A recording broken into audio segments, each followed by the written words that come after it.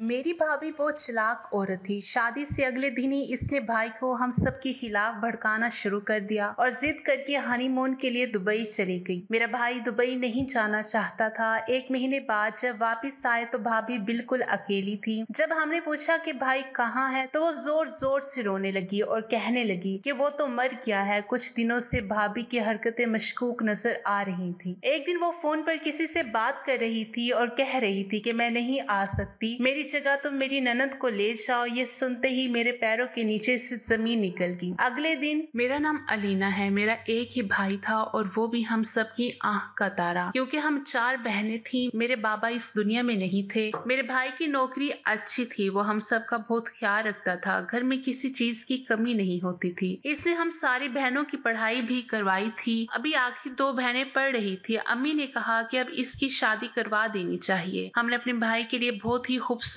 और चांद से लड़की ढूंढ ली। हमारी भाभी हमारे खानदान की नहीं थी, बाहर से लेकर आए थे, क्योंकि हमारे खानदान में भाई की उम्र की कोई भी लड़की नहीं थी। सारी लड़कियां छोटी थी और मेरा भाई कहता था कि मैंने अपने से छोटी उम्र की लड़की से शादी नहीं करनी, जो बहुत ही ज्यादा छोटी हो। इस तरह मुझे अजीब लगता है। हमने इसके लिए जो लड़की ढूंढी थी इसका नाम अनम था। वो बहुत ज्यादा खूबसूरत थी, पढ़ी लिखी थी, शक्लो सूरत से थोड़ी चालाक भी लगती थी। लेकिन मेरी अम्मी कहती थी कि अब वो लड़कियां नहीं मिलती जो शक्लो सूरत से भी मासूम लगे और मासूम हो भी। आजकल की लड़कियां ऐसी ही हैं और ऐसी ही होना चाहिए। हमने मासूम लड़की लेकर क्या करना है, समझदार होनी चाहिए, अपना ख्याल खुद रख सके तो इतना ही काफी है। हमें लगा था कि वो थोड़ी बहुत चालाक होगी, शायद अपनी बात मनवाने वाली, देर से उठने वाली, लेकिन शक्ल की अच्छी थी और हम चाहते थे कि हमारे भाई को अच्छी लड़की मिले। इसने हमारे लिए इतना किया था तो हम इसके लिए खूबसूरत सी भाभी तो तलाश कर ही सकते थे। लेकिन हम लोग तो पहले दिन ही हैरान रह गए जब उसने कहा कि आप लोगों ने अभी तक ये तय नहीं किया कि हमने हनीमून पर कहाँ जाना है। मेरे भाई ने कहा कि हम हनीमून पर अगले महीने जाएंगे। तो इस बात पर वो नाराज हो गई और कहने लगी कि यहाँ लोगों की शादी होती है, वहाँ इनकी टिकट बुक हुए पड़े होते हैं। सुबह सुबह उठकर वो हनीमून के लिए निकल जाते हैं। मैं 1 महीने इंतजार नहीं करूंगी। मुझे तो अभी जाना है और मुझे जाना भी अपनी मर्जी की जगह पर है। मेरी माँ ने कहा कि ले जाओ, यहाँ यही तो दिन होते हैं, फिर इसके बाद कहाँ वक्त मिलता है। इंसान बच्चों में उलझ कर रह जाता है। ले जाओ जहाँ भी कहती है। इस बात पर भी मेरी भाभी ने कहा कि मैं बच्चों में उलझने वाली नहीं हूँ। अभी मेरी उम्र ही क्या है, मुझे तो अभी जिंदगी एंजॉय करना है। मेरी माँ खामोश होगी। वैसे वो मेरी भाभी की साइड ले रही थी। मेरे भाई ने कहा कि अच्छा बताओ कहाँ जाना है। मेरे भाई का रवैया थोड़ा सा बदल गया था, थोड़ा सा तल्ख हो गया था। शायद इसे अच्छा नहीं लगा कि इसकी बीवी ने हमारी माँ के साथ इस तरह से बात की। इसने कहा कि मुझे तो दुबई जाना है। मेरे मुंह से तो चाय बाहर आ गई। हमारे खानदान में आज तक कोई दुबई पर हनीमून मनाने नहीं गया था। लोग ज्यादा से ज्यादा नारायण कगान चले जाते थे, लाहौर चले जाते थे या फिर इस्लामाबाद। इसने तो दुबई का ही कह दिया था। मेरे भाई ने कहा कि तुम्हें क्या लगता है मेरी कोई सोने की दुकान है, इतने पैसे नहीं है मेरे पास। मेरी भाभी ने कहा कि आपने तो कहा था कि आपके पास इतने पैसे हैं, आपने तो बड़ी बड़ी बातें की थी, सारी जिंदगी और कुछ नहीं मांगूंगी, बस यही तो कह रही हूँ कि मुझे दुबई ले जाएं। मेरे भाई ने कहा कि ऐसा नहीं हो सकता। तो नाश्ता भी नहीं किया, कमरे में चली गई और रोना शुरू हो गई। इन्होंने दोपहर का खाना भी नहीं खाया और रात का खाना भी नहीं खाया। हम सब इनको बारी बारी मना रहे थे लेकिन वो मान ही नहीं रही थी। मेरी माँ ने मेरे भाई को समझाया कि ये लड़की तो बहुत जिद्दी है, खाना नहीं खा रही। अगर इसे कुछ हो गया और लोगों को पता चल गया कि शादी के पहले हफ्ते में ही लड़की अस्पताल पहुंच गई है तो वो उल्टी सीधी बातें करेंगे, क्या कहेंगे हमारे बारे में। और अगर इसने अपने माँ बाप से शिकायत कर दी तो हमारे भाई ने कहा कि मैं इसे कहाँ दुबई लेके जाऊं अम्मी, सारा बजट खराब हो जाएगा, हमारे अगले 4-5 महीने बहुत मुश्किल हो जाएगी। तो मेरी माँ ने कहा कि कोई बात नहीं, हम गुजारा कर लेंगे, तुम बस इसको ले जाओ, इसकी अभी अभी शादी हुई है, बस इसकी पहली फरमाइश समझ कर ले जाओ। मेरी माँ कितनी अच्छी थी, अपनी बहू का ख्याल रख रही थी। लेकिन मेरी भाभी इतनी अच्छी बिल्कुल भी नहीं थी, ये हमें पहले ही पता चल गया था। मेरी माँ ने मेरे भाई को मना लिया और टिकट का इंतजाम भी हो गया। मेरे भाई ने मेरी भाभी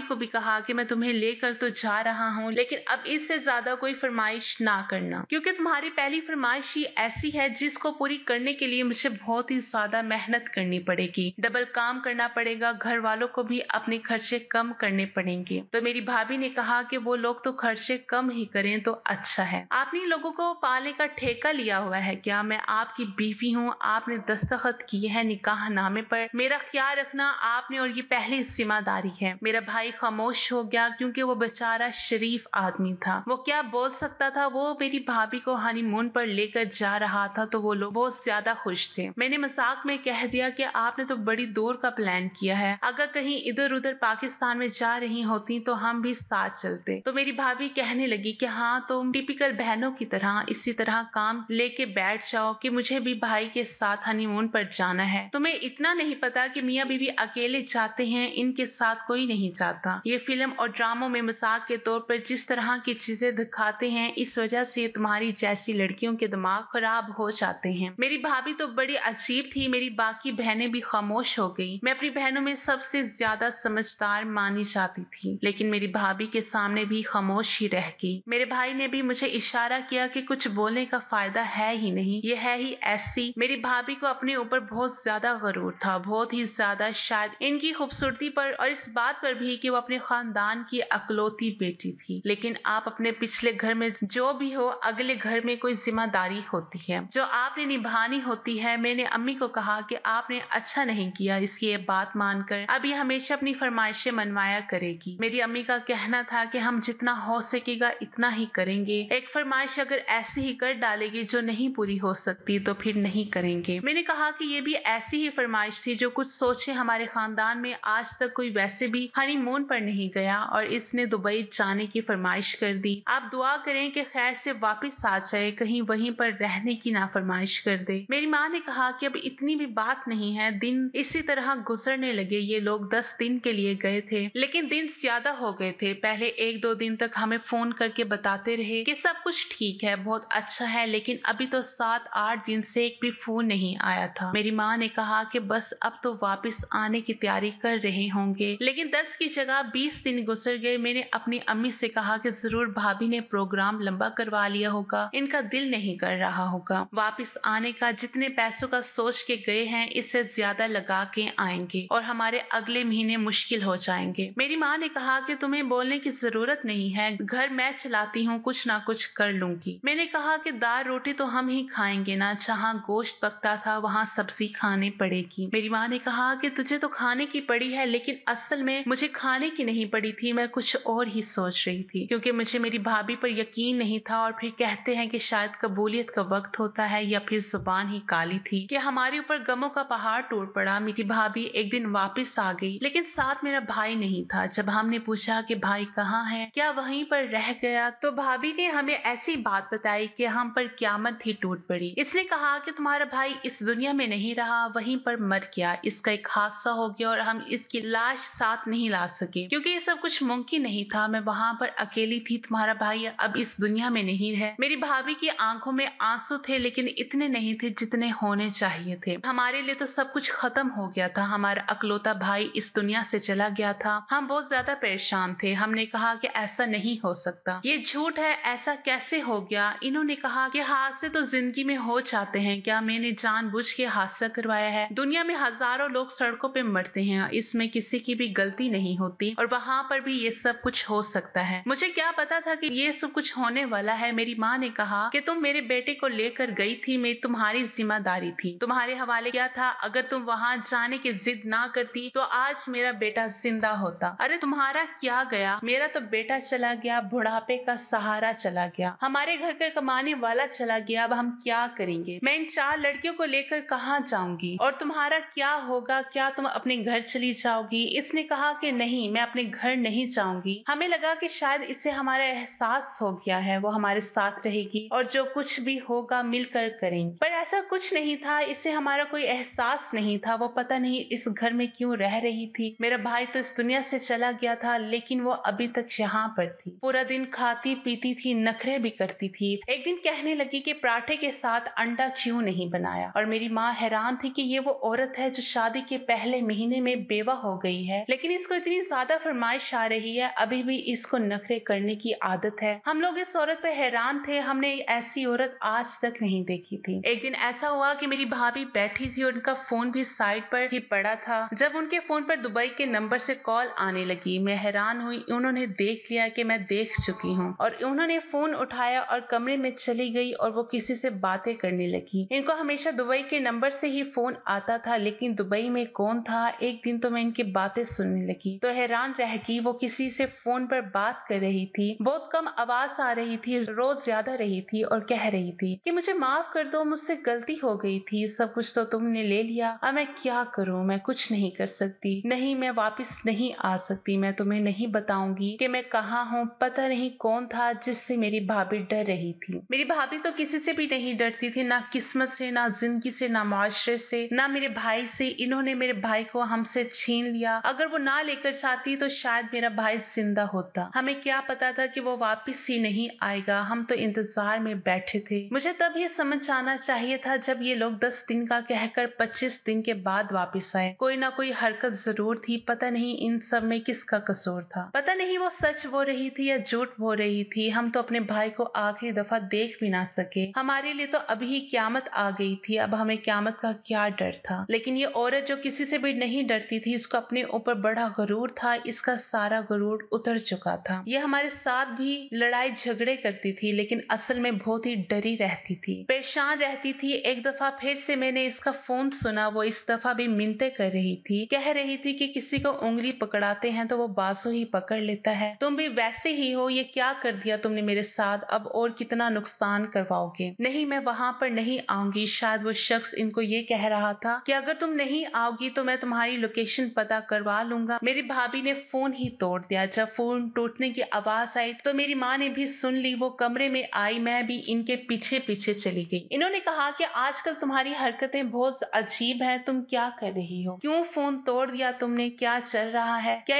इन सब का ताल्लुक मेरे बेटे से है। तो मेरी भाभी ने जोर से चिल्लाकर कहा कि आपका बेटा इस दुनिया में नहीं है, वो मर चुका है, अब वो कभी वापस नहीं आने वाला। और इस किसी भी चीज का ताल्लुक एक मरे हुए इंसान से नहीं होता, क्योंकि वो इस दुनिया से जा चुका होता है। मेरे अपने मसले मसाइल हैं। मेरी माँ ने कहा कि अगर तुमने इस घर में रह के हमारी मदद भी नहीं करनी, कुछ भी नहीं करना, तो तुम यहाँ पर क्यों बैठी हो, चले जाओ यहाँ से। इसने कहा कि मैं नहीं जाऊंगी, और वैसे भी सारी जिंदगी मैं यहाँ नहीं बैठूंगी, लेकिन अभी नहीं जाऊंगी। आपकी बेटे की बेवा बनकर मुझे अपनी जिंदगी बर्बाद नहीं करनी। मैं अभी जवान हूँ, मैं फिर से शादी कर लूंगी। मेरी माँ ने तो कानों का हाथ लगाया और रोना शुरू कर दिया कि किस किस्म की औरत है, इसे तो किसी बात की परवाह ही नहीं थी। और इधर हमारा रो रो के बुरा हाल था, जबकि इस बात में 2 महीने होने वाले थे। भला अपने लोगों का गम कोई वक्त के साथ भूला जाता है क्या। कहते हैं कि वक्त बहुत बड़ा मरहम है, लेकिन किसी मामले में ये बात गलत भी साबित होती है। हमारा भाई हमारा वाहिद सहारा था, हमारी आंखों का तारा था। हमारे साथ जो कुछ भी हो रहा था, अब सारी जिंदगी वही होने वाला था। हमारे घर के हालात बहुत बुरे हो गए थे। मेरे भाई की कुछ जमा पूंजी थी, वही इस्तेमाल हो रही थी, लेकिन वो कब तक इस्तेमाल होती। इसने मेरी माँ के लिए जेवर बनाए थे, हम बहनों के लिए सोने की चीजें बनाई थी। आहिस्ता आहिस्ता वो भी बिकने लगी। जब हमने भाभी से कहा कि आपको भाई ने सोने का सेट दिया था तो वापस दे दें, क्योंकि घर के हालात बहुत बुरे हैं, तो कहने लगी कि क्यों वापस दे दूं, तुम्हारे भाई ने मुझे दिया था, इसकी आखिरी निशानी है। मेरी माँ ने कहा कि वो बंदा इस दुनिया से चला गया, तुम्हें कोई परवाह ही नहीं, इसकी निशानी को क्यों दिल से लगा कर बैठी हो, वापिस कर दो। क्या करोगी तुम, तुम्हारे तो माँ बाप हैं, तुम तो दूसरी शादी कर लोगी, हमारा तो कोई भी नहीं है, हमारे पैसे हमारे पास वापिस आ जाएंगे तो हमारे कुछ दिन अच्छे गुजर जाएंगे। मेरे अम्मी को कहा था कि मैं नौकरी करूंगी, क्योंकि मैं पढ़ी लिखी थी। मैं नौकरी तलाश कर रही थी, लेकिन मुझे नौकरी मिल नहीं रही थी। जो मुझसे छोटी बहन थी और इससे जो छोटी बहन थी, इन दोनों ने मिलकर घर में बच्चों को ट्यूशन पढ़ाना शुरू कर दिया था। वहां से थोड़े बहुत पैसे आ रहे थे, मेरे बाबा की पेंशन भी आती थी, लेकिन हम लोग इतने ज्यादा थे और आजकल इतनी महंगाई थी कि गुजारा नहीं होता था। बहनों की शादियां अभी तो करनी थी, जिन बहनों की पढ़ाई जारी थी इनके बहुत ज्यादा खर्चे थे। हमारा भाई बहुत अच्छे पैसे कमाता था, इसलिए दूसरी बहनों को पढ़ाई छुड़वानी पड़ी। अब अगर इनको प्राइवेट कॉलेज से निकालते तो इनका 1 साल जाया हो जाता, लेकिन वो बेचारी कह रही थी कि हमारा बेशक 1 साल जाया कर दो, लेकिन हम किसी पर बोझ नहीं बनना चाहते, हमें गवर्नमेंट के कॉलेज में भिजवा दो, हम वहीं बैठकर पढ़ाई कर लेंगे। लेकिन मेरी भाभी को किसी बात का एहसास नहीं हो रहा था। इन्होंने वो सेट हमें वापस नहीं किया और कहा कि मैं तो वापस नहीं करूंगी। ये किस किस्म की औरत थी, इसने हमारे भाई को न जाने क्या कर दिया, और अब ये यहाँ से जा भी नहीं रही थी। मेरी माँ कहने लगी मुझसे बहुत बड़ी गलती हो गई, मैं तो इसकी शक्ल देखकर इसको ले आई थी, सोचा था कि एक प्यारी सी बहू लेकर आऊंगी, लेकिन भूल गई थी कि जिन लोगों की शक्लें अच्छी होती हैं उन लोगों की नीयत कभी भी अच्छी नहीं होती। मेरी भाभी भाभी ने फिर से फोन ले लिया था क्योंकि इनका फोन के बगैर गुजारा नहीं होता था और फिर से इनको कॉल आने लगी थी। एक दिन वो किसी से फोन पर बात कर रही थी। जब मैं छुपकर इनकी बातें सुनने लगी, अब मुझे थोड़ी थोड़ी बातों की समझ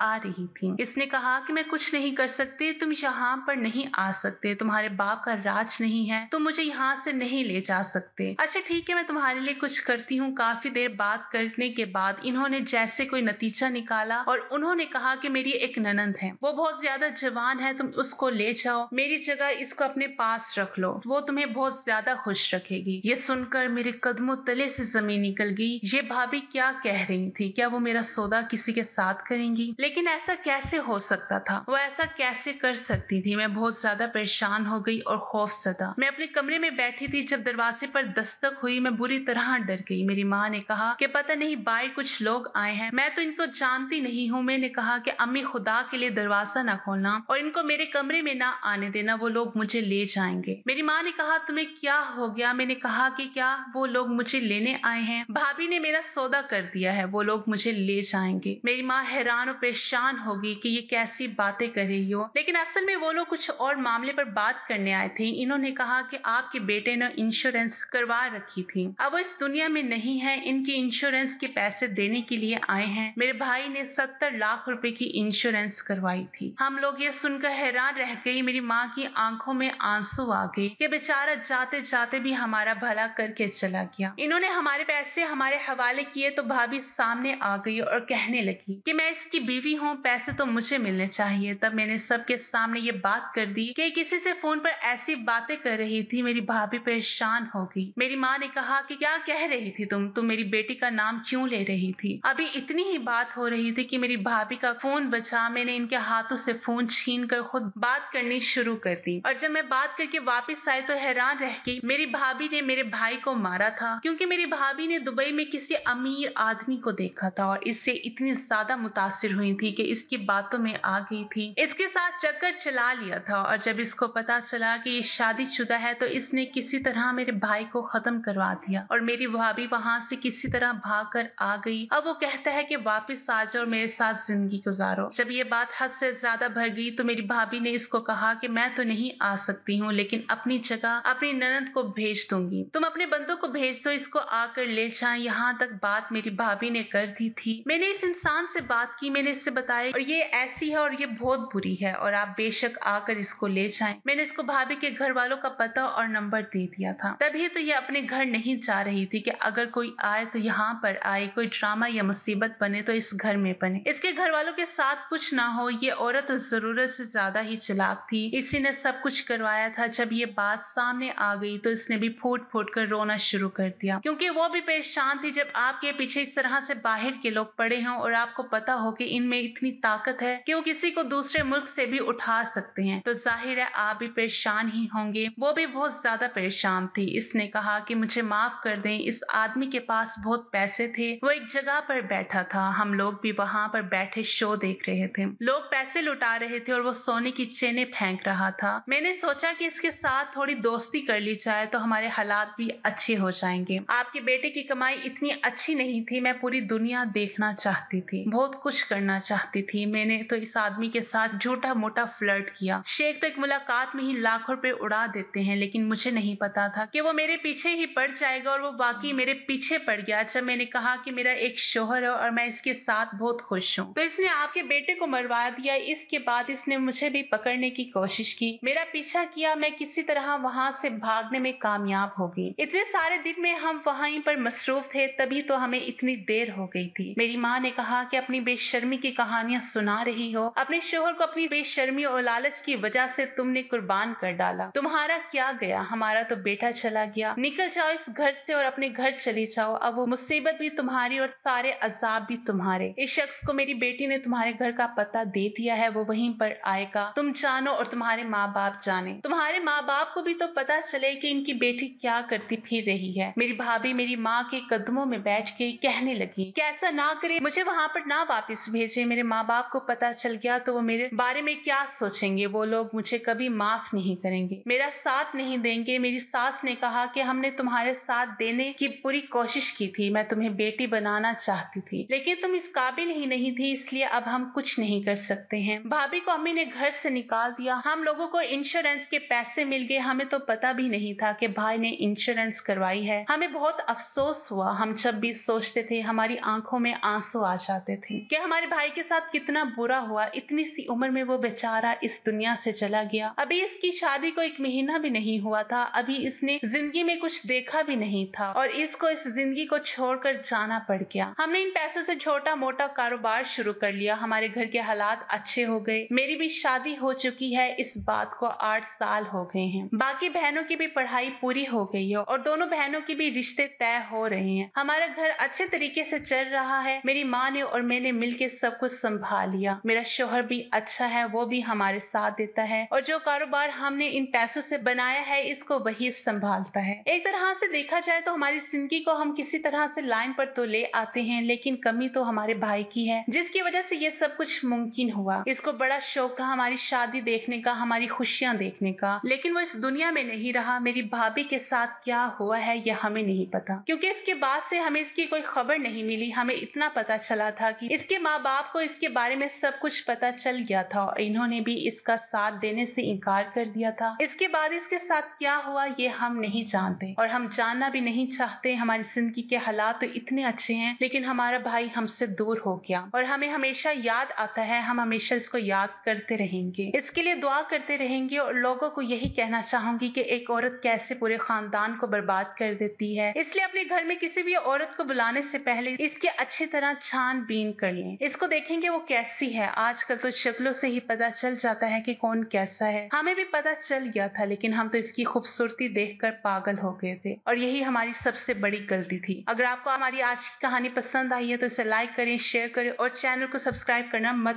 भूलिएगा।